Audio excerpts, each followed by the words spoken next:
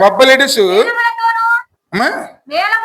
మేళములతోను బూరల నాదముతోను బేరీ ధ్వనులతోను యెహోవా సన్నిధిని ప్రమాణము చేసిరి. ఇలాగూ ప్రమాణము చేయబడగా యూదా వారందరూ సంతోషించిరి.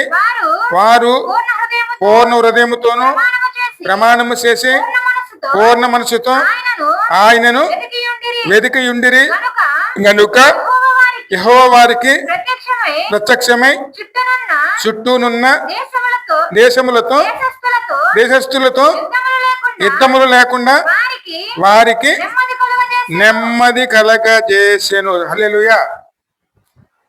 దేవుని సన్నిధిలో మన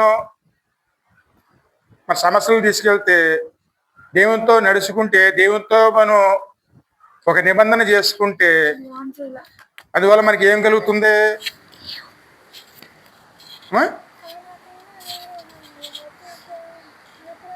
ఆర్థిక ఇబ్బందులు, అనారోగ్యాలు, కుటుంబంలో పరిస్థితులు బాగోలేకపోవటం, అదే విధంగా ముందు ఇంట్లో ఉన్నవారికి ఎదరకాల భవిష్యత్తు అంటే జీవితంలో స్థిరపడాలి.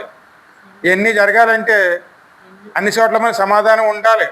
ఇరుగు పొరుగు వారంటే మనం జీవిస్తున్న చోటు అక్కడ సమాధానం ఉండాలి. ఇవన్నీ ఉండాలంటే ఇక్కడ ఎవరి దగ్గర విచారణ చేయాలి? దేవుని యొద్ద. అందరూ ప్రమాణం చేశారు. ఎలా ప్రమాణం చేసి వాళ్ళు ఎలాగొచ్చారు? మహాగానములతోను, మేళములతోను, ఘోరధ్వనులతోను, సంతోషంతోను, సమాధానముతోను దేవుని సన్నిధానంలో వెతకటానికి వారందరూ వచ్చినప్పుడు, సమాధానంగా వచ్చినప్పుడు, సంతోషంతో వాళ్ళు అందరూ గడిపినప్పుడు దేవుడే వారికి చుట్టుపక్కలంతా కూడాను నెమ్మదిని కలగజేసాను అండి. మన నెమ్మది అన్నమాటకి అర్థం ఏమిటి?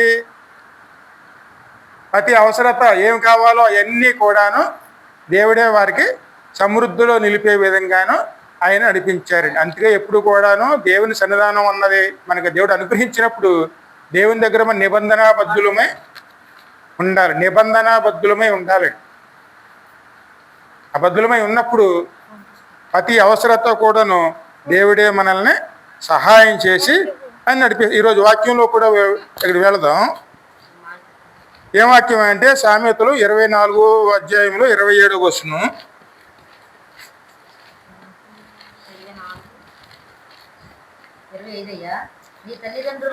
ఒక నిమిషం. 24, 27 అమ్మ. 24, 27 బయట నీ పని చక్కబెట్టుకొనుము, ముందుగా పొలములో దాన్ని సిద్ధపరచుము, తరువాత ఇల్లు కట్టుకొనవచ్చును. హల్లెలూయా. ఇది జీవితం కట్టుకోవటం అండి. ఎందుకంటే ఈ లోకంలో మనం జీవించడానికి మన జీవితాన్ని మనం స్థిరపరచుకుంటాం, సిద్ధపరచుకుంటాం. అందుకోసం మనం పునాదులు వేసుకుంటాం, చక్కని ఆలోచనలు చేస్తాం, అనేక విధాలుగా మనం ప్రయత్నం చేస్తాం. ఇల్లు అంటే కుటుంబ వ్యవస్థ అంటే మన జీవితం కట్టుకోవటం. అందులో మనం కట్టుకోవాలంటే ఖచ్చితంగాను ఏ విధంగా కట్టుకోవాలి అనేది ఈరోజు దేవుడు మాట్లాడుతున్నారు. ఇంకా మన పిల్లలు బాగోవాలంటే జీవితంలో స్థిరపడాలి. వాళ్ళు స్థిరపడాలంటే మీరు చక్కని సలహా ఇస్తారు. చూడండి అమ్మ, అన్నీ కూడా అమర్చుకుని అప్పుడు సిద్ధం చేసుకోండి అని. ఎందుకంటే ఇక్కడ యేసయ్య అన్న మాట ఉంది చూడండి. చిన్న ఉదాహరణ చెప్పారు ఆయన. ఏమిటంటే ఒకరు గోపురం కట్టుకోవాలనుకున్నారంటే అన్నీ అమర్చుకున్న తర్వాత గోపురం కట్టడానికి ప్రయత్నం చేస్తాడా? లేకపోతే ఏమీ అమర్చుకోకుండానే గోపురం కట్టుకోవడానికి అది ప్రయత్నం చేస్తే అది కొద్ది కట్టేటప్పటికి అవన్నీ సమకూర్చుకోలేదు కాబట్టి అక్కడ పని ఆపేసుకోవాల్సి వచ్చిందండి.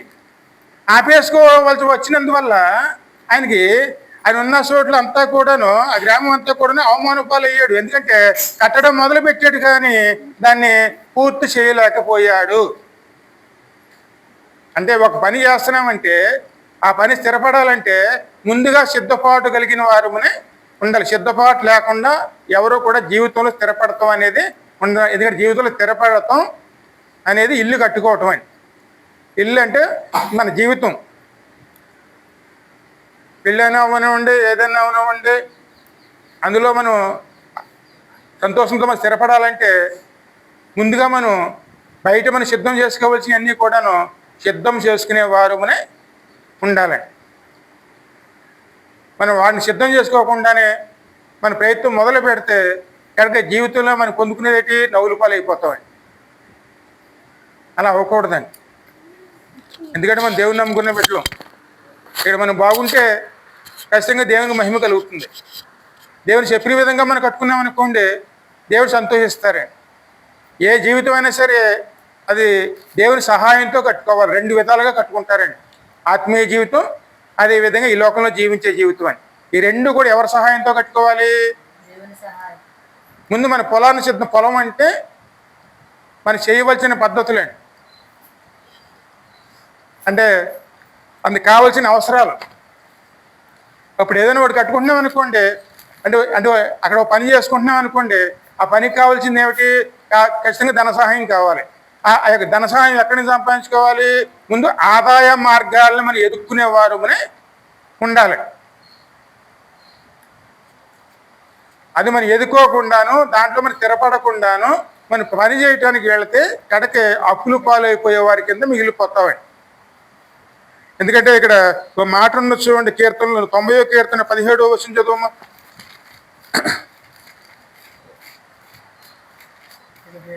నా దేవుడైన యెహోవా ప్రసన్నత నా మీద ఉండును గాక, నా చేతి పనిని నాకు స్థిరపరచును, మా చేతి పనిని స్థిరపరుచును.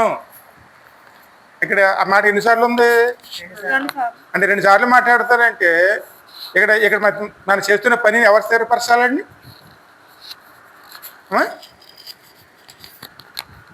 మన ఏ జీవితమైనా సరే, ఆత్మీయ జీవితమైనా సరే, ఈ లోకంలో మన జీవించే జీవితమైనా సరే, దేవుడు సహాయం చేయకపోతే ఆ జీవితం స్థిరపడటం అనేది అక్కడ జరగదండి. ఇక్కడ మనం స్థిరపడాలంటే దేవుని సహాయం కావాలి. దేవుని సహాయం లేకపోతే ఖచ్చితంగా మనం అక్కడ ఇబ్బందులు పాలు కావాల్సిన పరిస్థితి వస్తుందండి. మొట్టమొదటి మనం దేవుని మీద ఆనుకోవాలి. ఆనుకుని దేవుని యొద్ద మనం స్థిరపడటానికి ముందు మనం ప్రయాసపడేవారు ఉండాలండి. అందుకే ఇక్కడ చక్కగా సొలొమోను గారు అంటున్నారు చూడండి, ముందు నీవు బయట నీ పని చక్కబెట్టుకును, ముందుగా పొలములో దానిని సిద్ధపరుచుము, తర్వాత ఇల్లు కట్టుకొనవచ్చును. అన్నీ ఒకసారి పెట్టుకున్నాం అనుకోండి, చక్కగా దగ్గరుండి కట్టించుకోవచ్చండి. అన్నీ సమకూర్చుకోవాలి. అందుకే మనకి జ్ఞానం కావాలి. దేవుడు ఇస్తాడు. ఇచ్చిన దాన్ని కూడా మనం కాపాడుకోవాల్సిన బాధ్యత ఎవరిది?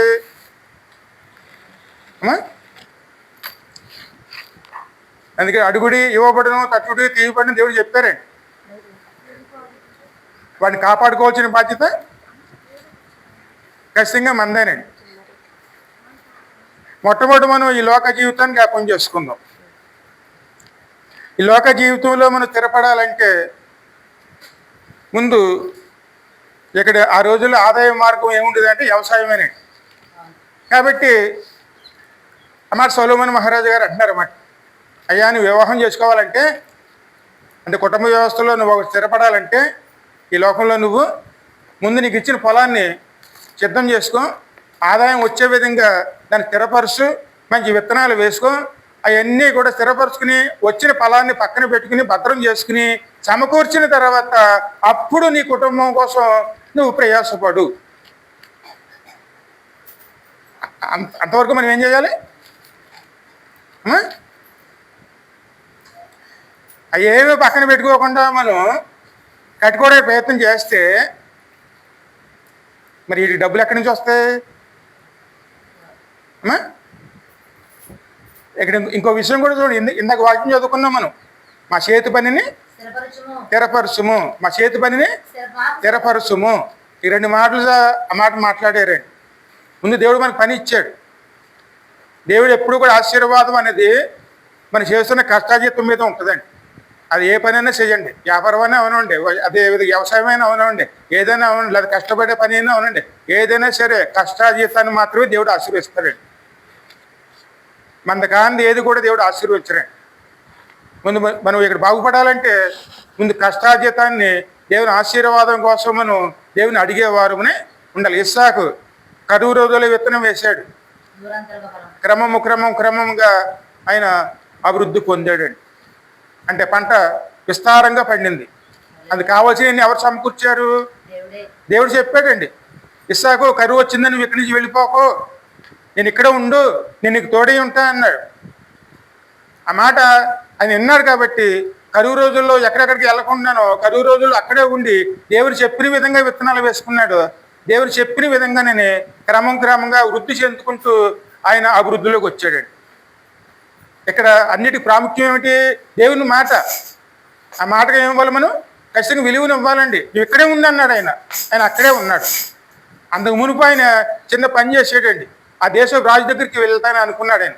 ఈ కరువు వచ్చింది కదా, రాజు సహాయం తీసుకుందాం, సహాయం తీసుకుంటే ఈ కరువు దాటి వెళ్ళిపోవచ్చు అనుకున్నాడు ఆయన. కానీ దేవుడు రాత్రి దర్శించి, నువ్వు అక్కడికి వెళ్ళొద్దు, ఎవరిని ఆశ్రయించొద్దు, నేను నీకు తోడై ఉంటాను, ఈ స్థలాన్ని మాత్రం నువ్వు ఇడవద్దు, నువ్వు ఇక్కడే ఉండు, ఖచ్చితంగా నేను అభివృద్ధి చేస్తానంటే ఆ మాటకి విలువనిచ్చి ఆ కరువు రోజుల్లోనే కరువుని చూడకుండా దేవుణ్ణి చూసి విత్తనాలు వేసుకుంటూ వస్తే అతడు క్రమంగా అతడు అభివృద్ధి పొంది యెహోవా ఆశీర్వించిన కనుక అతడు క్రమంగాను అభివృద్ధి పొందెను. అందుకే మనం ఇక్కడ విశ్వాసం దేవుని మీద ఉండాలండి. ఈ లోకంలో మనం మంచి జీవితం పొందుకోవాలంటే మనం మొట్టమొదటి మనం సమకూర్చుకుని పక్కన పెట్టుకునేవారునే ఉండాలండి. ముందు స్థిరపడాలి. మీరు స్థిరపడకుండా మనం ఏదో చేయాలని మనం ఆశ పడితే ఆశ ఏమైపోతుంది కనుక ఆ ఆశ తీర్చుకోవడానికి చేయరాని పనులు కూడా చేయవలసి వస్తుంది. ఇంకో విషయం అండి, మన దేవుడు ఎప్పుడూ కూడా మనల్ని ఇక్కడ మన స్థిరపడటానికి ఆయన సమృద్ధిలోకి నడిపిస్తాడు. ఆ మార్గంలో మన ముందు పెడతారు. కానీ అప్పుల మార్గం చేయడం, అప్పిచ్చేవాడిగా చేస్తాడా, అప్పు తీసుకునేవాడిగా చేస్తాడు. ఎందుకంటే మన ఆలోచన తీరు ఎలా మారిపోతున్నాయంటే ఈ రోజుల్లోనూ అప్పు పుట్టే విధంగా ప్రార్థన చేయండి అని అడిగే విధం. అంటే మనం ఇంకా బానిసలుగా మార్చవు ప్రభువా అని ప్రార్థన చేస్తున్నామండి. అప్పు దొరికితే బాగుండు అన్న ప్రార్థన చేస్తున్నాం. కానీ ఆ పని చేసుకోవడం ధన సహాయం నువ్వే చేయాలి, నీ దగ్గర నుంచి ధనం వచ్చే విధంగా సహాయం చెయ్యి, దానికి ఒక మార్గం బయలుపరచని ప్రార్థన చేయగలుగుతున్నావా?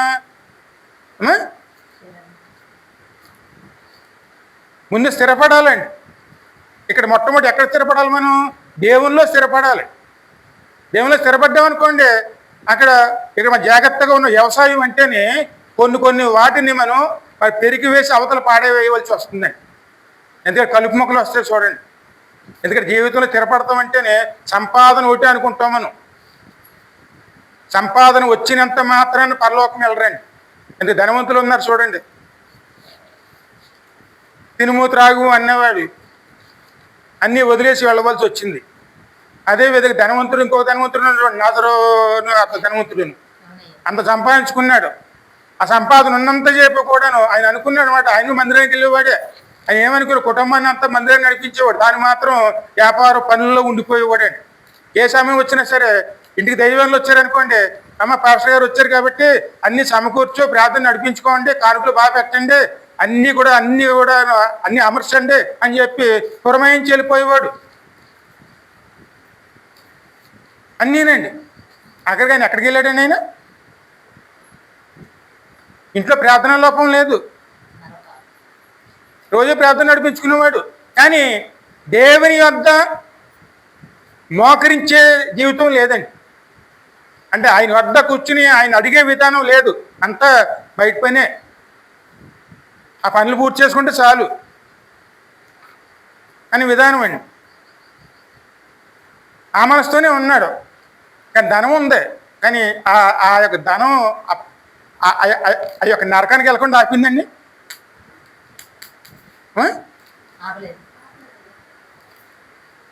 ఇక్కడ మళ్ళీ ఎవరు స్థిరపరచాలి? దేవుడండి. ఆయన స్థిరపరచాలి, బలపరచాలి, మళ్ళీ నడిపించాలండి. ఆయన అడగాలి మనం. మేము ఎలా జీవించాలి ఈ లోకంలోనూ. ఎందుకంటే మన జాగ్రత్తలు ఏమనుకోండి, కొన్ని కలుపు మొక్కలు వస్తాయండి మన జీవితంలో. ముందు పిల్లల నుంచి చూడండి, జాగ్రత్తగా లేకపోతే కొన్ని మనం ఇట్లో పడిపోతూ ఉంటాం. అంటే అది కొన్ని అలవాట్లు అంటే తాగుడు అవి కాదండి. ఈ అలంకరణల కోసమో లేకపోతే వాటి కోసమో వీటి కోసమో మన దగ్గర ఉన్నదంతా వాడు ఖర్చు పెట్టేసుకుని కనుక అవన్నీ అవసరాలు లేని వాటిని కూడా అన్ని తీసుకొచ్చి ఇంట్లో పెట్టేసుకుని అప్పులు పాలైపోయి కనుక జీవితం ఎంత నరకంగా చేసుకునే వాళ్ళు అనేక మంది ఉన్నారు. అవన్నీ చెడు వ్యసనాలు. ఇప్పుడు వ్యసనం అంటే అన్ని రకాలుగా ఉంటుందండి. అది ఏదైనా సరే మనకి వ్యసనంగా మారకూడదు. ఏదైనా సరే అది మన ఇక్కడ వ్యసనంగా మారింది అనుకోండి, అది కలుపు మొక్క అయిపోతుంది. ఆ తర్వాత మన జీవితాన్ని ఏం చేస్తుంది, అది పూర్తిగా అణిసివేసి మన ఇబ్బందుల పాలు చేసి నరకప్రాయంగా మారుస్తున్నాయి. ముందు పొలం సిద్ధం చేసుకోవటం అంటే కలుపు మొక్కలు మనం పెరికి వేసుకునేవారు మనే ఉండాలి, సిద్ధపడాలి. కలుపు మొక్కలు మొత్తం పెరికి వేసుకోవాలి. అక్కడ మొలవలసింది ఏమిటి? దేవుని వాక్యం అనే విత్తనం అండి.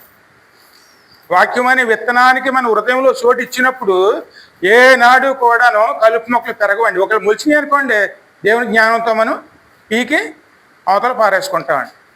ఈ విధంగా ఎప్పుడైతే మనం ఆత్మీయంగా దేవుని బలపడతాం మొదలు పెడతామో అప్పుడు జీవితాన్ని దేవుని సహాయంతో యెహోవా ఇల్లు కట్టించకపోతే కట్టివారి ప్రయాస వ్యర్థమండి. మొట్టమొదటి మనం ఇక్కడ ఉన్నప్పుడు మన ఇందులో స్థిరపడటానికి మనం చేయవలసిన పనులు మనం చేయాలండి. ఆ పని మనం చేయకుండా మనం ఎన్ని పనులు చేసినా ఆ పనుల వల్ల మనకు ఉపయోగం అనేది ఉండదండి. ఎందుకంటే ఆర్భాటంతో మొదలు పెడతాం, పూర్తి చేయలేక నవ్వులు పాలు అయిపోతాం.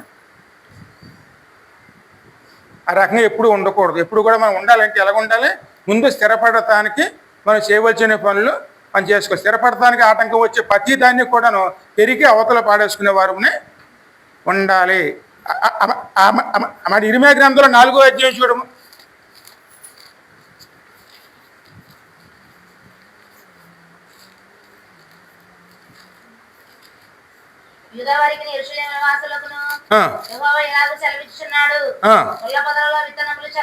ముళ్ళ పొదములో ఇత్తములు చల్లక మీ బీటి పొదములు దున్నుడి, అవిధేయులుండుట మానుకుని మీ దుష్టక్రియలను బట్టి ఎవడను ఆర్పివేయనంతగా నా ఉగ్రత అగ్ని వలె కాల్చకుండినట్లు యూదావారులారా, యెరూషలేము నివాసులారా, యెహోవాకు లోబడి యుండుడి.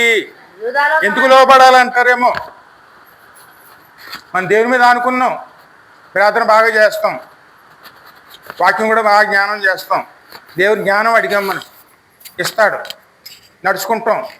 కానీ దేవుడు ఇచ్చిన దాన్ని కాపాడుకోవాల్సిన బాధ్యత ఎవరిదే? ఇక్కడ మనం కాపాడుకోవాల్సిన బాధ్యత ఎవరిదండి? ఒకసారి సొలొమోను మహారాజ్ జీవితం చూడండి. ఆయన బాలుడుగా ఉన్నప్పుడు ఏం అడిగాడండి? అయ్యా నీ జ్ఞానమే అయ్యా, ఈ చిన్న వయసులో నాకు రాజ్యాధికారం ఇస్తున్నారు, నీ పిల్లల్ని ఎలా పరిపాలించాలో నాకు తెలియదు కాబట్టి నాకు లోక జ్ఞానం కావాల్సింది నీ జ్ఞానం నాకు ఇయ్యి, నీ జ్ఞానంతో నేను ముందుకెళ్తానని చెప్పి అడిగి జ్ఞానాన్ని పొందుకున్నాడు. అంత జ్ఞానాన్ని పొందుకున్నవాడు దేవుళ్ళ వృద్ధి పొందుకుంటూ వచ్చేటప్పటికి ఆ వచ్చిన సంపదను బట్టి తన పేరు పశ్చాత్తలను బట్టి కడకే ఆయన దేవుని జ్ఞానాన్ని కాపాడుకోగలిగాడా? దేవుని జ్ఞానాన్ని పక్కన పెట్టి లోక జ్ఞానంలో ఎదగటం మొదలుపెట్టాడు. అందుకే ఇక్కడ జ్ఞానం అంటే ఏమిటి? ఏది వ్యర్థమైనయో ఏది మేలైనయో తెలుసుకునే జ్ఞానం అని. కానీ ఆయన మాటల్లోనే ఆయన ఏమంటున్నాడు? ఆయన అయ్యో నేను ఇంతకాలం చేసినంత కూడాను అంతా వ్యర్థమే. మరి ఆ మాట ఎందుకు అన్నాడు ఆయన? ఇందుకే సొలొమోను మహారాజు సామాన్యులు కాదండి. అనేక గ్రంథాలు రాసే పరమగీతాలు, ప్రసంగి, సామెతల్లోనూ కీర్తనలోనూ అనేక దేవుడి జ్ఞానంతో నడుచుకున్నాడు. అంత జ్ఞానమైనటువంటి ఆయనే తాను చేసిన పొరపాటుని వాక్యంలో పోయి రాశారండి. ఇక్కడ మరి ప్రసంగిలో ఉంటుంది చూడమ్మా.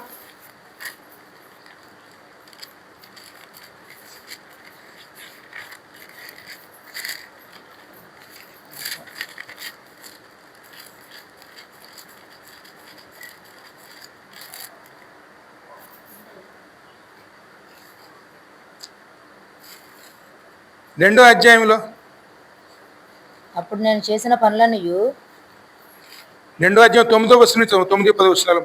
నాకు ముందు నాకు ముందు యెరూషలేమునందున్న వారందరికంటేను నేను గనుడనై అభివృద్ధి నొంది తిని నా జ్ఞానములను విడిచిపోలేదు. నా కన్నులు ఆశించిన వాటిలో దేనిని అవి చూడకుండా నేను అభ్యంతరపడలే చేయలేదు. మరియు నా హృదయము నా పనులన్నిటిని బట్టి సంతోషింపగా సంతోషకరమైనది ఏదియో అనుభవించకుండా నేను నా హృదయమును నిర్బంధింపలేదు. అదే నా పనులన్నిటిని నాకు దొరికిన భాగ్యము భాగము. అప్పుడు నేను చేసిన పనులన్నిటినీ వాటి కొరకే నేను పడిన ప్రయాసంతటిను నేను నిదానించి వివేచింపగా అవన్నీ వ్యర్థమైనవి గాను ఒకడు గాలికి ప్రయాసపడినట్లుగాను అగుపడెను. అంత జ్ఞానవంతుడు, దేవుని జ్ఞానం పొందుకున్నవాడు ఆయన ఇక్కడ ఏం మాట్లాడుతున్నారు? అయ్యా, నా జీవితానికి కావాల్సిన అన్ని సమకూర్చుకున్నాను, అన్నీ నీ దగ్గర నుంచే పొందుకున్నాను, నీ జ్ఞానం ఇచ్చో జ్ఞానం నన్ను విడవలేదు, అయినా సరే నా హృదయ వాంఛలు తీర్చుకోవడానికి నేను ఏమాత్రం ఆటంకం పెట్టుకోలేదు అంటే లోక సంచారం చేయడానికి హృదయాన్ని వదిలిపెట్టేశారండి. ఇప్పుడు ఆయన ఏం చేస్తున్నారు? ఏ దేశం మహారాణి అందంగా ఉంటే ఆ దేశం మహారాణిని పెళ్లి చేసుకోవడం మొదలుపెట్టాడు. కొన్ని వేల మందిని భార్యలు చేసుకోవడం మొదలుపెట్టాడు. భార్యలు అంటూ వచ్చారు. వచ్చిన తర్వాత వారి అలవాట్లు కూడా వచ్చినాయి. వాళ్ళని వీళ్ళని కొన్ని వేల మందిని పెళ్లి చేసుకుంటూ వచ్చాడు. ఆస్తి పెరిగింది, జ్ఞానం పెరిగింది, పేరు పశ్చాత్తలు పెరిగినాయి. దాంతోపాటు పెళ్లిళ్ళు చేసుకోవడం మొదలుపెట్టాడు. ఆశ అంటే ఈ హృదయ ఆశ తీర్చుకోవడం మొదలుపెట్టాడండి. ఆటంకం పెట్టలేదు. అన్నీ ఒకసారి వెనక తిరిగి చూసుకున్నప్పటికీ ఆయన దృష్టిలో ఏం కనపడుతున్నాయి? అన్నీ వ్యర్థమే, ఒక గాలికి ప్రయాసపడినట్లుగా అగుపడెను. సూర్యుని క్రింద లాభకరమైనది ఏదీ లేనట్టు నాకు కనబడెను. ఇంతకీ లాభం ఏంటి? అంత జ్ఞానమైన వాడే నేను అన్నీ కూడా వ్యర్థమైన పనులు చేసుకున్నాను అంటే ఇక్కడ మన జ్ఞానం ఎంతవరకు ఉంటుందండి? అందుకే కుటుంబం స్థిరపరుచుకుంటున్నాం. మరి స్థిరపడుకుంటున్నప్పుడు మన జ్ఞానంతో మన ఇంటిని కట్టుకోవాలని ప్రయత్నం పడితే ఇక్కడ మన జీవితం ఎలాగుంటుంది? కనీసం మన పిల్లల గురించి మనం ప్రార్థన చేయడానికి కూడా మన సమయం సాల్తలేదని మనం అనుకుంటే మరి పిల్లల భవిష్యత్తు ఏమవుతుంది? దేవుని జ్ఞానంతో ఉన్నవాడే కట్టుకోలేకపోయినప్పుడు మరి దేవుని జ్ఞానం లేకుండా జీవిస్తున్న వారి జీవితాలు ఎలాగుంటాయి?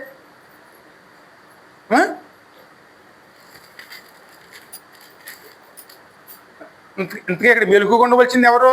మనమే. అందుకని అండి అంత వ్యర్థమే. అది వ్యర్థం కాకుండా ఉండాలంటే మొదటి నుంచి చివరి వరకు కూడాను దేవుని వాక్యమే మనల్ని నడిపించాలి. అది దేవుని వాక్యం మనల్ని నడిపించింది అనుకోండి, మన స్థిరపరచబడిన వారం కింద అప్పుడు మారుతామండి. నాకు అన్నీ ఉన్నాయి కదా, నేను జ్ఞానవంతుని కదా, వాక్య జ్ఞానం ఉంది, అన్ని జ్ఞానం ఉన్నాయి కదా అనుకుంటే సరిపోదండి. ఎప్పుడైతే ఆ స్థితిలోకి మనం వెళ్ళినప్పుడు దేవుని పక్కన పెడతాం మొదలు పెట్టామో కలుపు మొక్కలు మొదలుతాం, అప్పుడు మొలుతాయండి. అక్కడ అశ్రద్ధ చేస్తే ఏమవుతుంది? అవన్నీ పెరిగి ఇక్కడ దేవుని జ్ఞానాన్ని అంటే అనిశ్చయ జ్ఞానాన్ని అణిచేసి అక్కడికి వాటిలో బలపడే విధంగాను అక్కడ మారుస్తుందండి జీవితం. మరి అలా మారిపోతే ఇంకా మనం ఎక్కడికి వెళ్ళవలసిన వారికి ఉంటామండి?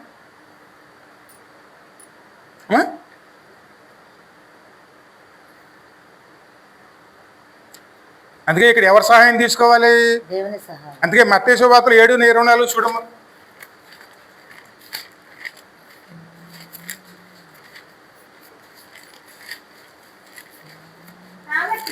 కాబట్టి ఈ నా మాటలు విని వాటి చెప్పున చేయి ప్రతి వాడును బండ మీద తన ఇల్లు కట్టుకున్నవాడు బుద్ధిమంతుని పోలి ఉండెను. హల్లెలూయా. ఆ మాటకి అర్థం ఏమిటంటే మన జీవితానికి మొట్టమొదటి మనం మంచి పునాది వేసుకోవాలండి. పునాది వేసుకోకుండా మనం ఇల్లు కట్టడానికి ప్రయత్నం చేస్తే ఆ ఇల్లు అంటే అది మనకి ఎక్కువ రోజులు ఉండదండి. ముందు మన జీవితానికి అది స్థిరపడాలంటే బలమైన పునాది వేయాలండి. ఆ బలమైన పునాది ఏది? ఈ నా మాటలను బట్టి, అంటే ఇక లోక మాటలు బట్టి మన ఇల్లు కట్టుకోవాలా, లేకపోతే దేవుని మాటలు బట్టి ఇల్లు కట్టుకోవాలా?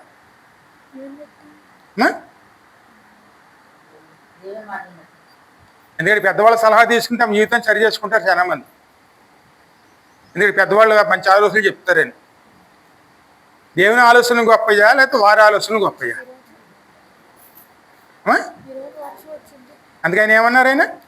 ఈ నా మాటలను బట్టి, ఈ నా మాటలు విని విని వాటి చొప్పున చేయు ప్రతి వాటి చొప్పున చేయ ప్రతి వాడును బండ మీద తన ఇల్లు బండ మీద తన ఇల్లుని కట్టుకొని బుద్ధిమంతుని పోలి బుద్ధిమంతుడిని పోలియుండును. వాన కురిసెను వరదలు వచ్చెను. వాన కురిసి, ఎందుకంటే లోకంలో కష్టాలు వస్తాయండి, బాధలు వస్తాయి, శ్రమలు వస్తాయి. వాన కురిసెను వరదలు వచ్చెను. వరదలు వచ్చెను. గాలి విసిరి ఆ ఇంటి మీద కొట్టెను గాని, గాలి విసిరి ఆ ఇంటి మీద కొట్టెను గాని పునాది బండ మీద వేయబడెను బండ మీద వేయబడెను గనక అది పడలేదు. అది పడలేదు. బండ అంటే ఎవరు? క్రీస్తు. క్రీస్తు అనే మాటను తీసుకుని మనం ఎప్పుడైతే మన జీవితాన్ని కట్టుకోవడం మనం ప్రయాసపడ్డామో అది స్థిరమైన పునాది అయిందండి. ఎప్పుడైతే ఆ పునాది వేసుకోవడం మొదలుపెట్టామో లోకంలో అందరికి శ్రమలు వచ్చేది, మనకి శ్రమలు వచ్చినాయి. ఆ శ్రమ వెళ్ళిపోయింది, కానీ మనం అక్కడ స్థిరంగా ఉండగలిగింది. కానీ ఆయన మాటలు కాదనుకుంటే అటు మన జీవితం దేని మీద కట్టినట్టు అవుతుంది? ఇంకా ముంచదమ్మా. మరియు ఈ నే మాటలు విని వాటి చొప్పున చెయ్యు ప్రతి వాడును తన ఇల్లు కట్టుకొని బుద్ధిహీను పోలి ఉండెను. ఒకసారి ఇంకోసారి చదువు. మరియు చెయ్యని, అంటే చెయ్యు కాదు, చెయ్యని ప్రతి వాడును. దేవుని మాటలు కాదని మన జీవితం మన ఇష్టానుసారం కట్టుకుంటే ఏమవుతుందండి? అది పునాది వేసారు, ఇది పునాది వేసారు, కానీ వేసిన చోటే అది. కేవలం ఇసుక మీద పునాది వేసారా, బండ మీద పునాది వేసారా?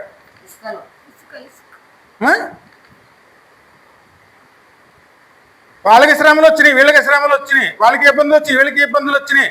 కానీ మొదట తాను చేయవలసిన దానికి ఆయన స్థిరపరుచుకున్నాడు కాబట్టి, మంచి పునాది వేసుకున్నాడు కాబట్టి ఎన్ని శ్రమలు వచ్చినా సరే శ్రమలు వెళ్ళిపోయినాయి, కానీ ఆయన స్థిరంగా ఉండగలిగాడు.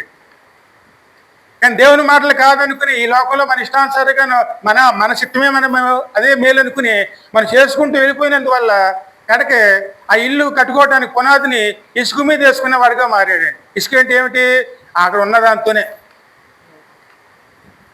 అన్నీ వేసుకున్నాడు. అందరికీ వచ్చిన విధంగా వాళ్ళకి శ్రమలు వచ్చినాయి. అందుకే లోకం అన్నాక తుఫాన్లు రకం ఉంటాయండి.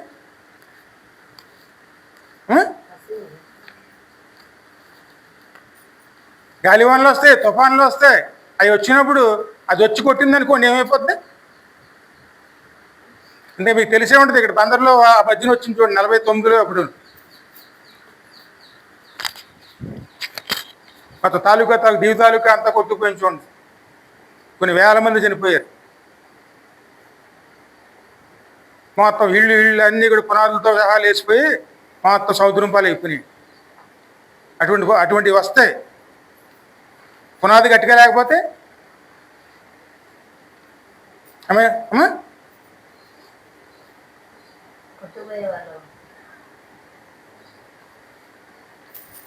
ఇక్కడ దేవుని మాట మన దూరం ఏమైనా ఉందండి? ఆయన విన్నాడు, ఈయన వినలేదు, అంతే. ఇద్దరు లోపం ఎవరిది?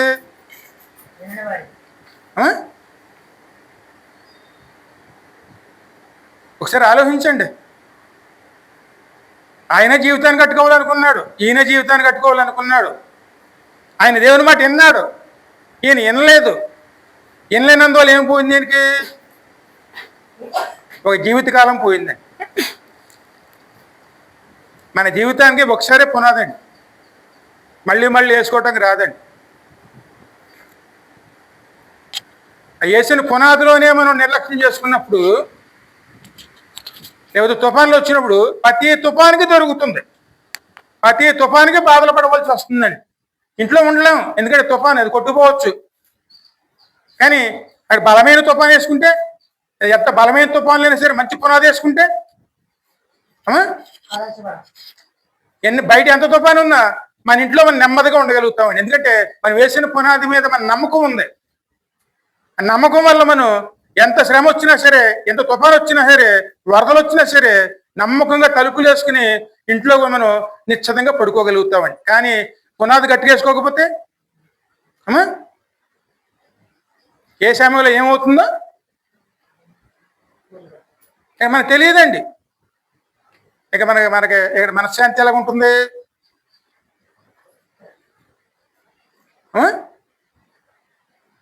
అందరూ ఇల్లు కట్టుకోవాలి అంటే జీవితం స్థిరపరుచుకోవాలి. కానీ ముందు చక్క పెట్టుకోకుండా పనులు చేసుకుంటూ పోతే కడకే మనకి ఏం మిగులుతుందండి? ఆత్మీయ జీవితం పునాది అండి. ఎందుకంటే మన అన్ని చక్క పెట్టుకోవడం అంటే ఆత్మీయ జీవితం పునాది కానీ గట్టిగా వేసుకున్నాం అనుకోండి, దేవుడి చిన్నంతో మనం ఒక్కొక్క ఇటుకు మనం చక్కగా పేర్చుకుని మనం కట్టుకోగలుగుతామండి. కానీ పునాదినే మనం పాడు చేసుకున్నప్పుడు ఇంక దేవుడు ఇచ్చిందంతా కట్టుకుంటే ఏటి ఉపయోగం మనకి? అందుకే దేవుని మాట ఎక్కడ ఉండాలి? మన హృదయంలో మనం చక్కపరుచుకునే వారుగానే ఉండాలండి. ఈ నా మాటలను బట్టి ఆయన మీద ఆధారపడ్డామనుకోండి, అది అందుకే మన చేతికి ఏం పని వచ్చినా సరే ఆ పని విషయంలో మనం ఎలా ఉండాలి? మన ప్రసంగి 5వ అధ్యాయం చూడండి, 18-19 వచనాలు.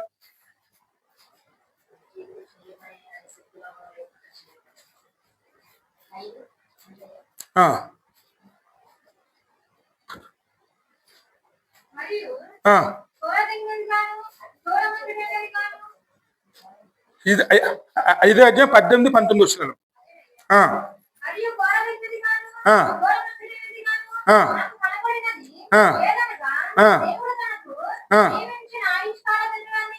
అమ్మా అంటే ఇక్కడ ఇచ్చిన ఆయుష్ దేవుడు ఇచ్చిందా లేకపోతే మనం సంపాదించుకున్నదా? అమ్మా అంటే దేవుడు మనకి ఆయుష్ ఇచ్చాడు కదా, అంటే ఇక్కడ పని చేసుకోవడానికి మంచి అవకాశం ఇచ్చాడు కదా. మరి దేవుడు ఇచ్చిన అవకాశంలో మనం ఏం చేసుకోవాలి? చదువు అక్కడ.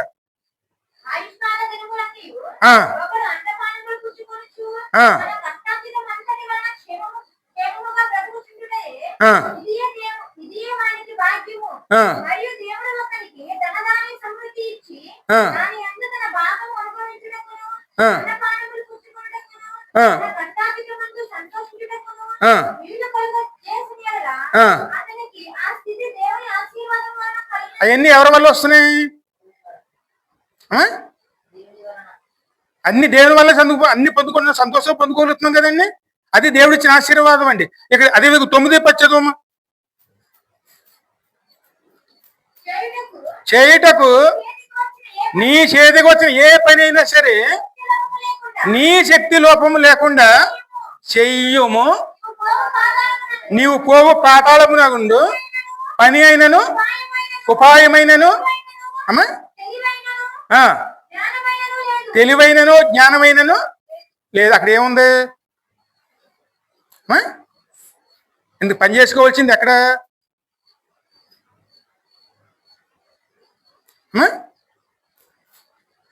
అంటే ఇక్కడ మనం జీవిస్తున్నట్టు పని చేసుకోవాలా లేకపోతే ఇక్కడ వెళ్ళిపోయిన తర్వాత పని చేసుకుంటావా? చిన్న ఉదాహరణ చూడండి. పని పగటాలు చేసుకుంటామా రాత్రి చేసుకుంటామా? పగలున్నంత వరకు మనం పని చేసుకోవాలండి. అదర్ చేయడానికి అవకాశం ఉండదు. అంటే మన జీవితంలో మనకు దేవుడు ఇచ్చిన ఆయుష్లోనే మనం చక్కగా పని చేసుకోవాలండి. పని చేసుకున్నాం అనుకోండి, కష్టాజిత ఫలాన్ని ఇందాక చదివిన వాక్యం ద్వారా మనల్ని ఆశీర్వదిస్తారు. మన భోజనం నోట్లోకి వెళ్తుందంటే మనం పడిన కష్టాన్ని దేవుడు ఆశీర్వించాడు కాబట్టి సుఖంగా మనం ఈ లోకంలో జీవించగలుగుతున్నాం.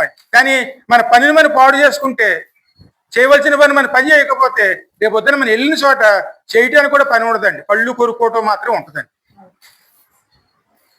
ఆ మాట ఎందుకు అంటున్నాడు ఆయన? ఈ లోకంలో మన ఇష్టానుసారంగా బతుకున్నాం కాబట్టి మనం చేసిన ప్రతి ఫలాన్ని అనుభవించడానికి అగ్ని ఆరదు, పురుగు సావదు, ఆలోచన కూడా ఉండదండి. ఇంకా అక్కడ పళ్ళు కొరుక్కోవటం ఒకటి, అది బాధ భరించలేక అది ఒకటే మిగులుతుందండి. అది తప్పించుకోవాలంటే ఇక్కడ ఎలా ఉండాలి? ఇక్కడ మన చేతికి వచ్చిన ప్రతి పనిని మన శక్తి లోపం లేకుండా మళ్ళీ దేవుడిని ఇందులో ఎక్కలేదండి. దేవుడు అవకాశం ఇవ్వలేదని ఎక్కలేదండి. దేవుడు అవకాశం ఇచ్చాడు, కానీ ఇచ్చిందని మనం ఏం చేసుకున్నాం?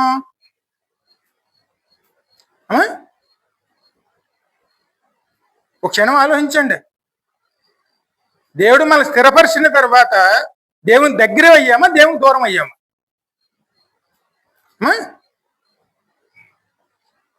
చిన్న ఉదాహరణ చూడండి.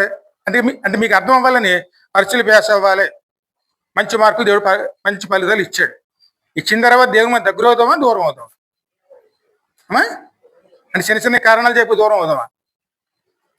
అందుకలేదు వ్యాపార వృద్ధి రావాలని మనం ప్రయత్నం చేసుకున్నాం. దేవుడు వ్యాపార వృద్ధి చేశాడు. వృద్ధి చేసిన తర్వాత దేవుని దగ్గర అవ్వాలి, దేవుని దూరం అవ్వాలి. అంటే వ్యాపార వృద్ధి చేసుకోవడానికి దేవుని దూరం చేసుకుందామా, లేకపోతే ఇంకా దేవుని దగ్గర అయ్యి దేవుని ద్వారా మనం మేలు పొందుకునే వారికి ఉండాలి.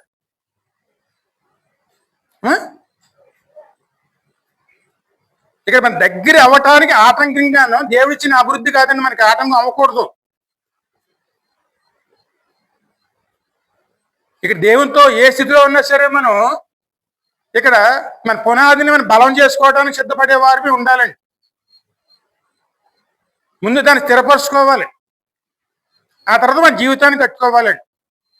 అలా స్థిరపరచుకున్నాం అనుకోండి, మనం ఎక్కడ ఏ కలుపు మొక్కడను ఆ భూమిలోనూ ఇంకా మొలవదండి. కానీ మనం నిర్లక్ష్యం చేసుకున్నాం అనుకోండి, ఖచ్చితంగా చూడండి ఎటువంటి ఫలితాలు వస్తాయంటే, ఆ మాట సామెతలో 24:30 చూడము.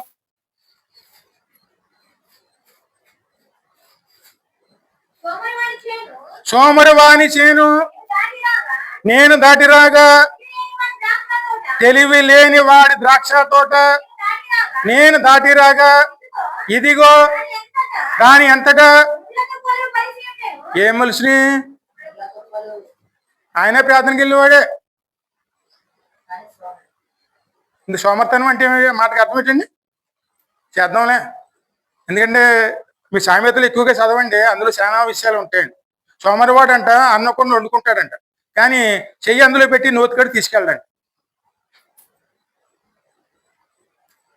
తిందాంలే, కాసేపు తిందాంలే అలా పెట్టి కూర్చున్నోడికి, కానీ చెయ్యి పెట్టి తీసుకుని తింటేనే కడుపు నిండుతుందండి. చేద్దాం కాసేపు చేద్దాం అని చెప్పి మనం ఎప్పుడైతే నిర్లక్ష్యం చేసుకుంటామో సోమవారి ఇంటికి దరిద్రత పరిగెట్టుకుంటూ వస్తుందంట.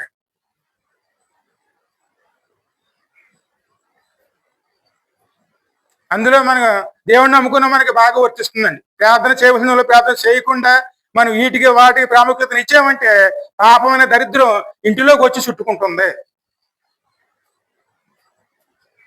ముందు వాక్యం ద్వారా ఏం చేయాలి? మనం పెరిగి అవతల పాడేసి ముందు మన తోటని, అంటే మన ఒక వ్యవసాయాన్ని మనం అక్కడ శుభ్రపరుచుకునే వారునే ఉండాలండి. ఆయన అలా లేడు అక్కడే. అందుకే సోమరువా అనే పొలము తోటని దాటి రాక, తెలివి లేని వాడి ద్రాక్ష తోటను దాటి రాగా, ఇదిగో దాని అంతటా ముళ్ళ తుప్పులేనని దేవుళ్ళు నమ్ముకున్నారే, కానీ అనేక అలవాట్లు. ఒక తాగుడే కాదు అలవాటు, ఒక వ్యభిచారమే అలవాటు కాదండి. అనేక విషయాలు ఒక వ్యసనంగా మార్చుకుని వాటి మీద ఎక్కువ ఆధారపడి జీవిస్తున్నామండి. ఎందుకంటే ఫోన్ చూడండి, ఆ ఫోన్ పట్టుకున్నామంటే 4-5 గంటలు కదలమండి. ఇంకా ప్రార్థన లేదు, వాక్యం లేదు, ఏది లేదు, వాస్తవం అదే. యూట్యూబ్ అంతా తిరిగేస్తాం, అయిపోద్ది. అదని ఇదని వాటిలోనే పడిపో, అది ఒక వ్యసనం అయిపోద్దండి. ఆ కలుపు మాకు మొలిచిందంటే నీ ఆత్మీయ జీవితం అది దేవుడు ఇచ్చే తెలివి లేదు, అంత పక్కన పెట్టేశాడు. దేవుని విషయాలు పక్కన పెట్టేశాడు. కడకొచ్చాడు, ఏం మిగిలింది? చదువుమా అంటే దూళగుండలండి. ఇంక దాని కంచి లేదు, మొత్తం గోడ, కట్టిన గోడ, ప్రహరీ గోడ, ప్రార్థనా గోడ. అంతకు ముందు ప్రార్థనా గోడ కట్టుకున్నాం, దాన్ని నిర్లక్ష్యం చేసుకుంటే కొన్ని రోజులకి ఏమవుతుందండి గోడ?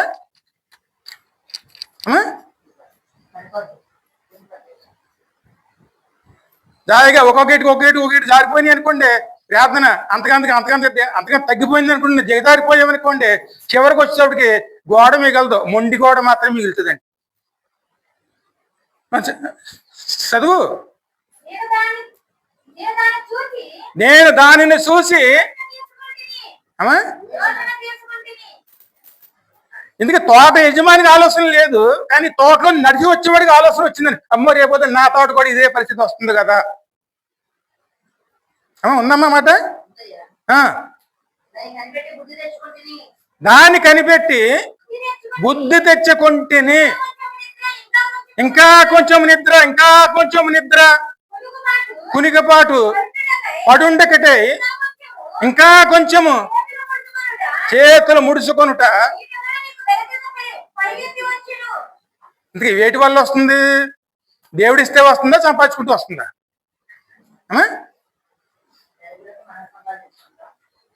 ఎందుకంటే వాళ్ళు ఆశీర్వించబడ్డారు, దేవుని దగ్గర ఆశీర్వించబడ్డారు, కష్టపడ్డారు, దేవుడు కష్టాజీతాన్ని ఆశీర్వించాడు. మనం కష్టపడతాం మానేసి నిద్రపోతూ కూర్చుంటే ఆ పని అంతా మానేసి దేవుని దేన్ని ఆశీర్వించాలి? ఆశీర్వించడానికి ఒక అవసరం ఉండాలి కదా మన దగ్గర. మనం కాస్త నిద్రపోతున్నాం, మన నిద్రనే ఆశీర్వించాడు దేవుడు. మన జీవితాంతా నిద్రపోతూనే ఉంటాం. ఈ దరిద్రం ఎవరింట్లో ఉంటుంది? అలా ఉండడానికి కారణం ఎవరు? చక్క పెట్టుకోలేదు. ముందు అన్ని కావాలని కోరుకుంటాం. అన్ని అమర్చబడాలంటే ముందు బయట నీవు అన్నిటిని స్థిరపరుచుకో, చక్కపరుచుకో, అప్పుడు నీ ఇంటిని కట్టుకో. ఆ ఇల్లు ఎలాగుంటుంది? పరిశుద్ధాత్మ ఆలయంగా మారుతుంది.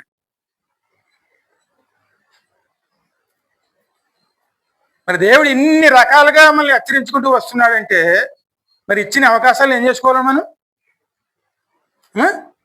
ఒకసారి ఆలోచించండి. ఈ నెలలు బట్టి ఎన్ని రకాలుగా దేవుడు మాట్లాడుతున్నాడో చూడండి. ప్రతి మాట ఒక్కో సందర్భంలో అయితే ఇక్కడ వాక్యం తిరిగేస్తుంటే ఇంకొక వాక్యం గుర్తుకొచ్చేది. ఒక 2 నిమిషాల్లో వాక్యం అంతా కూడా మా మనసులో వచ్చి మొత్తం రాసుకున్నట్టు అయిపోయేది. అంటే దేవుడు మనకి మాట్లాడుతున్నారు. మనం మాట్లాడినా ఏం చేసుకోవాలి?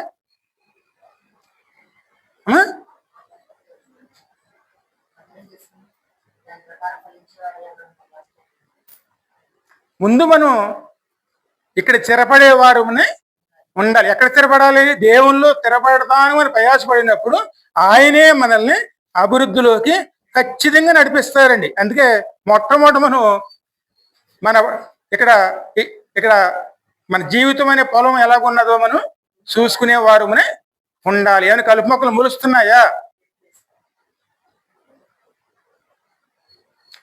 తోటలోంచి ఎవరో వచ్చిన వాళ్ళే వాళ్ళు చూసి జాగ్రత్త పడిపోయారంటే మరి తోట యజమాని ఎంత నిర్లక్ష్యంగా ఉన్నాడండి. ఎందుకంటే కొన్ని జీవితాలు చూడండి, ఆ కళ్ళ ముందు కనపడతాయి. ఆ బాధలు రావడానికి కారణం ఏమిటి? వాళ్ళని బట్టి మనం అనుకుంటే అమ్మ మనం కూడా ఎలాగుంటే మనం ఇలాగ అయిపోతాం కానీ మనం జాగ్రత్త పడతాం. అందుకే యెహోవా ఇల్లు కట్టించకపోతే కట్టివారి ప్రయాస వ్యర్థమేనండి. దేవుని సహాయం తీసుకోవాలి. అందుకే దేవునిలో నిలిచి ఉంటేనే మనం ఏమన్నా చేయగలుగుతామని. ఆ మాట మీకు చదవాలంటే యోహాను సువార్తలోను స్పష్టంగా 15:4-5 చూడము. నా యందు నిలిచి ఉండి నీ యందు నేనును నిలిచి ఉందును. తీగ ద్రాక్షవల్లిలో నిలిచి ఉంటేనే గాని తానంతట తానే ఎలాగో ఫలింపదో అలాగే నా యందు మీరు నిలిచి ఉంటేనే గాని మీరును ఫలింపరు. హల్లెలూయా. ఈ వాక్యంలోనే అర్థం చేసుకుంటే ఈ వాక్యంలోనే ఉందండి. ఇక్కడ మనం ఎక్కడ నిలవాలి? సహవాసం అందరూ చేస్తాం. సహవాసం వల్ల పరలోకం వెళ్ళవండి. అన్యోన్య సహవాసం కలిగి ఉంటేనే పరలోకం వెళ్తామండి. ఎందుకంటే అన్యోన్య సహవాసం వల్ల పాపములు కడగబడతాయి. పాపములు కడగబడకుండా పరలోకం వెళ్ళరండి. సహవాసం అందరూ చేస్తున్నాం, ఏదో వచ్చే వెళ్తున్నాం. అన్యోన్య సహవాసం అంటే ఏమిటి?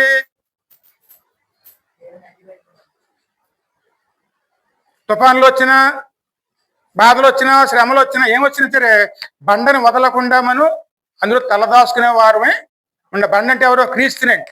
ఆయనలో ఇల్లు కట్టుకుని ఆయనలో మరి తిరబడి ఆ సమయం అంతా ఆయనలో గడిపేవారు ఉండాలి. అది మహోన్నతుని చాటున నివసించేవాడు, సర్వశక్తిని నీడన విశ్రమించువాడు. ఆయనే నా కొండ, నా కోట, నేను నమ్ముకొను నా దేవుడు. అది స్థిరపడతామండి. అందుకే మనం ఎక్కడి నుంచి సంపాదించుకోవాలి? ఇప్పుడు కొమ్మ అతికించబడింది. ఈ కొమ్మ జీవం ఎక్కడి నుంచి సంపాదించుకోవాలండి?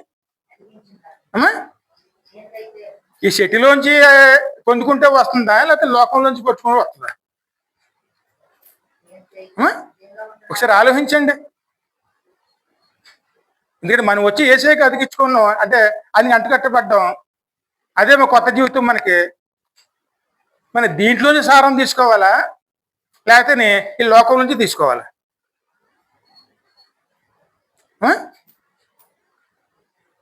ఈ లోకంలో తీసుకోవాలని ప్రయత్నపడితే ఏమవుతుంది? ఈ చెట్టుకి అంటుకొట్టుకోకపోతే కొద్ది రోజుల్లోనే ఈ కొమ్మ ఎండిపోయి జీవాన్ని పోగొట్టుకుంటుంది.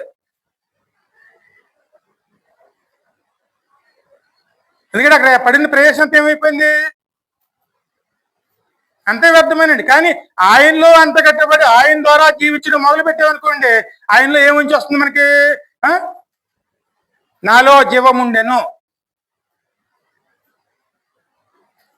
అందుకే ఆ మాట ఉంది కదమ్మా.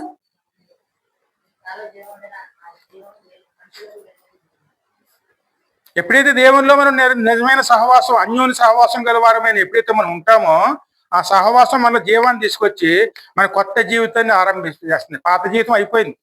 ఇప్పుడు దాని మీద ఆధారపడ్డాం మొన్నటి వరకు కాదండి. ఇప్పుడు దేవుడి మీద ఆధారపడుతున్నాం. దేవుడి మీద ఆధారపడినందువల్ల మన కొత్త జీవితాన్ని దేవుడు మనకి ఇవ్వటం మొదలు పెడతాం. అందుకే తన శరీరాన్ని ఇచ్చారు, తన రక్తాన్ని ఇచ్చారండి. అందుకే ప్రతి వారం మనం ఏం తీసుకుంటున్నాం?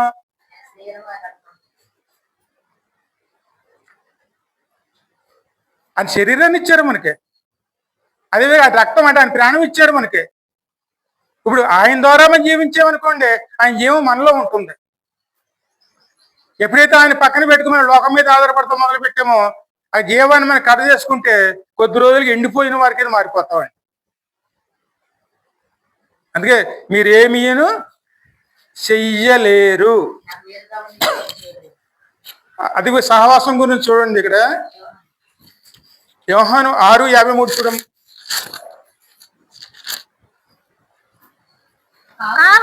కావున యేసు ఇట్లా నేను మీరు మనిషి కుమారుని శరీరము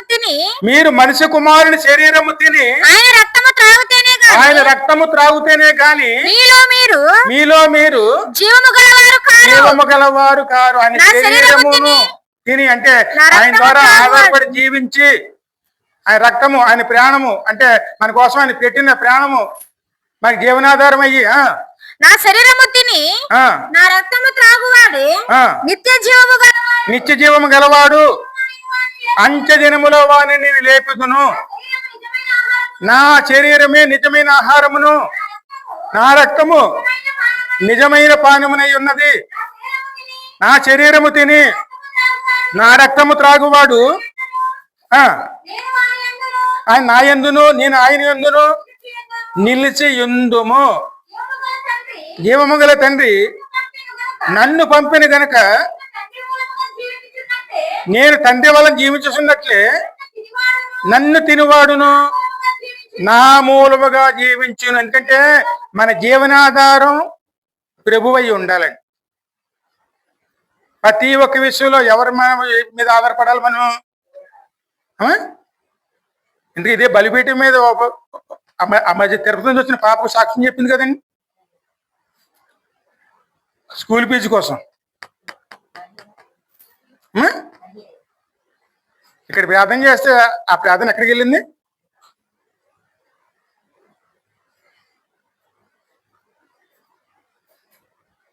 అదే దేవుని మీద ఆధారపడతాం.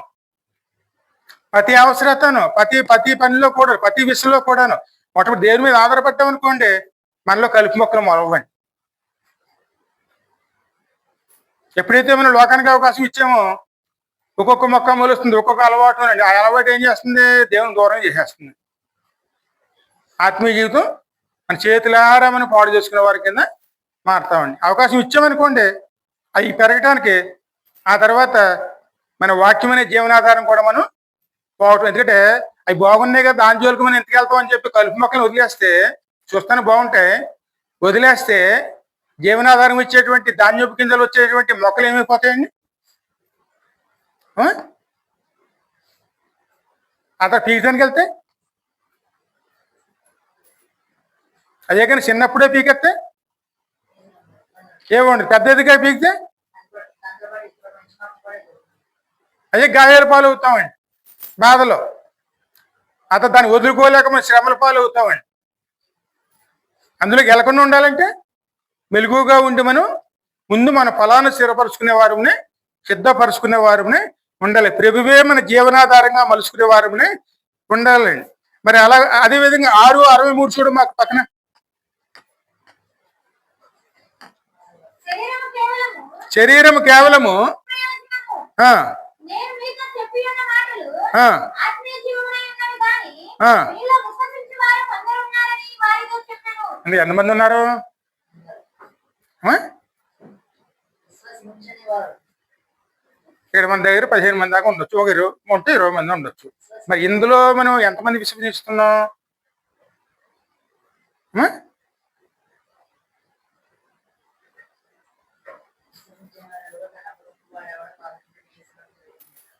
ఆయన తెలుసండి, అన్నీ తెలుసండి.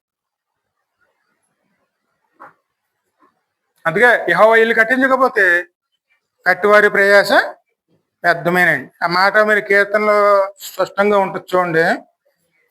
127 మొదటి 3 వచనాలు. ఇల్లు కట్టించని యెహోవా ఇల్లు కట్టించిన ఎడల దాని కట్టివారి ప్రయాస వ్యర్థమే, యెహోవా పట్టణము కాపాడిన ఎడల దాని కావలి కాయవారి మేలుకొని ఉండిటి కూడా వ్యర్థమేనండి. మన చేతులు బాగోవాలి మనం లోకంలో చాలా ప్రయాసలు పడతాం, కానీ దేవుని ద్వారా కాకుండా మన లోకం ద్వారా మనం బాగోవాలనుకుంటే అది అసాధ్యమే.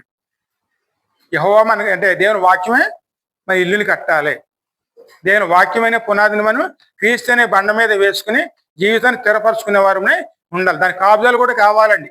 నీ కలిగి ఉన్న దానిని గట్టిగా పట్టుకొని, వాక్యం మనలో ఉందనుకోండి మనం దేన్ని కోల్పోమండి. కానీ ఎప్పుడైతే మనం మన చేతిలో ఉన్నదాన్ని అది ఇచ్చిన దాన్ని దారి విడుచుకున్నామో రేపు దాన్ని పొందుకోవడానికి కూడా అవకాశం ఉండదండి. అందుకే యెహోవా ఆ పట్టణ కాపుదలు ఇవ్వకపోతే దాని కావులి కాయ వారి ప్రయాస కూడా వ్యర్థమేనండి. దేవుని కాపుదలు ఉండాలి మనకి, దేవుని మీద ఆనుకునే మనసు ఉండాలి. అలా ఉన్నామనుకోండి దేవుడే మనకు స్థిరపరిచేవారుగాను ఉంటారు, బలపరిచేవారుగాను ఉంటారు, స్థిరపరిచేవారుగా. అదే చివరిగా ఒక వాక్యం యోగి ముగించేసుకుందాం. కీర్తన 37:23 చూడము.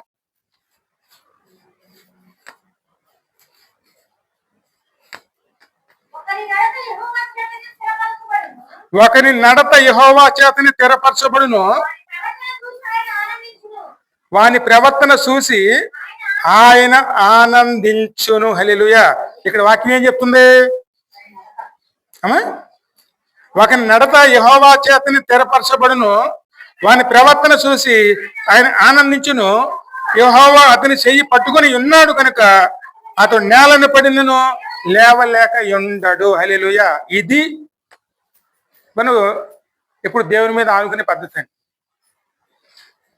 ఇందుకే మన నడతలు ఎవరు నేర్పాలండి మనకి?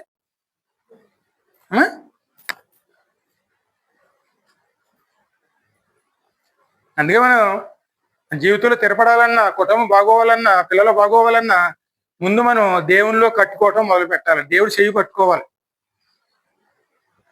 ఇంకా దేవునికి ఇష్టలుగా మారేమనుకోండి కింద పడినప్పుడు కూడా చెయ్యి పెట్టి కాపుతారండి. అమ్మ దావీదు ఎన్నోసార్లు అన్నారండి, ఇదిగో కొద్దిలో నా కాలు జార తప్పాను, జార సిద్ధమాయను. ఒకసారి జారిపోతామండి. ఈ లోకంలో మనం ఉన్నాం కాబట్టి జారిపోతాం, కానీ దేవుని వాక్యం ఉందనుకోండి మనం పడిపోం, ఖచ్చితంగా స్థిరపరచబడతామని.